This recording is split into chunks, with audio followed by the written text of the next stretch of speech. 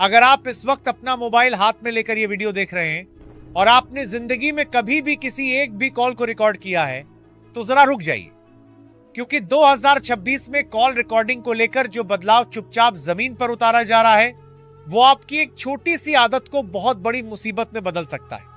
सबसे डराने वाली बात यह है कि देश के ज्यादातर लोग रोज कॉल रिकॉर्ड कर रहे हैं, लेकिन उन्हें जरा सी भी जानकारी नहीं है कि कब उनकी ये रिकॉर्डिंग कानूनी सबूत रहेगी और कब वही रिकॉर्डिंग उन्हें अपराधी बना सकती है। इस वीडियो को बीच में छोड़ा तो हो सकता है कल आपको इसका पछतावा करना पड़े। आज के समय में कॉल रिकॉर्ड करना बिल्कुल आम बात बन चुकी है। बैंक से बात करनी हो, कस्टमर केयर से शिकायत करनी हो, ऑफिस में बॉस से कोई निर्देश लेना हो या किसी जान पहचान वाले से जरूरी बातचीत करनी हो तो लोग बिना सोचे समझे रिकॉर्ड बटन दबा देते हैं। मोबाइल कंपनियों ने भी इस फीचर को इतना आसान बना दिया है कि किसी को एक सेकंड भी नहीं लगता ये सोचने में कि वो जो कर रहा है वो सही है या गलत। लेकिन समस्या यहीं से शुरू होती है, क्योंकि हर आसान चीज सुरक्षित नहीं होती। ज्यादातर लोग एक ही बात बोलते हैं कि ये तो मेरा फोन है, मेरी कॉल है, मैं रिकॉर्ड करूं या ना करूं, इसमें किसी को क्या दिक्कत। लेकिन कानून इस बात को इस नजर से नहीं देखता कि फोन किसका है।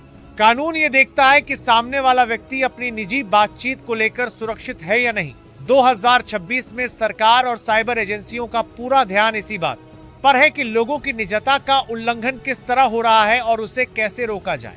भारत में कॉल रिकॉर्डिंग को लेकर कोई एक सीधी लाइन वाला कानून नहीं है, लेकिन कई कानून मिलकर यह तय करते हैं कि क्या सही है और क्या गलत। आईटी एक्ट, प्राइवेसी से जुड़े नियम और कुछ आपराधिक धाराएं मिलकर ये कहती हैं कि अगर किसी व्यक्ति की बातचीत उसकी जानकारी और सहमति के बिना रिकॉर्ड की जाती है और फिर उस रिकॉर्डिंग का इस्तेमाल नुकसान पहुंचाने के लिए किया जाता है तो वो मामला कानूनी बन सकता है। अभी तक लोग इन नियमों को हल्के में लेते रहे, लेकिन 2026 में यही लापरवाही भारी पड़ने वाली है। अब यहाँ एक बहुत बड़ा भ्रम है जो लगभग हर मोबाइल यूजर के दिमाग में बैठा हुआ है। लोग सोचते हैं कि अगर रिकॉर्डिंग सिर्फ अपने पास रखी है तो कोई दिक्कत नहीं, लेकिन सच्चाई यह है कि दिक्कत रिकॉर्डिंग से ज्यादा उसके इस्तेमाल से जुड़ी होती है। जैसे ही कोई रिकॉर्ड की हुई कॉल किसी तीसरे व्यक्ति तक जाती है या सोशल मीडिया पर पहुंचती है या किसी को डराने धमकाने के काम आती है, वहीं से मामला बिगड़ जाता है। पिछले कुछ सालों में देश में ऐसे हजारों मामले सामने आए हैं जहां कॉल रिकॉर्डिंग का इस्तेमाल ब्लैकमेल के लिए किया गया। किसी की निजी बातचीत रिकॉर्ड करके पैसे मांगे गए, किसी की इमेज खराब की गई, किसी के रिश्ते तोड़े गए। इन्हीं मामलों को देखते हुए 2026 में सरकार ने साफ संकेत दिए हैं कि अब डिजिटल प्राइवेसी को मजाक नहीं बनने दिया जाएगा।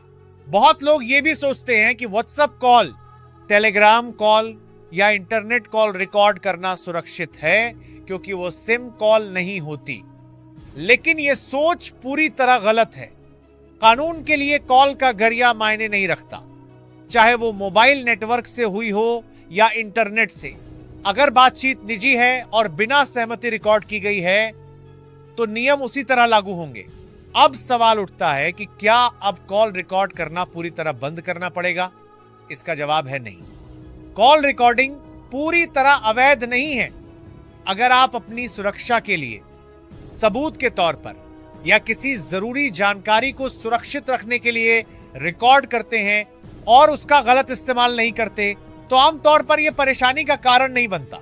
लेकिन जैसे ही रिकॉर्डिंग का मकसद बदलता है, मामला गंभीर हो जाता है। ऑफिस और बिजनेस कॉल का उदाहरण देखो। आजकल ज्यादातर कंपनियां कॉल शुरू होते ही बता देती हैं कि ये कॉल रिकॉर्ड की जा रही है। यही सही तरीका है।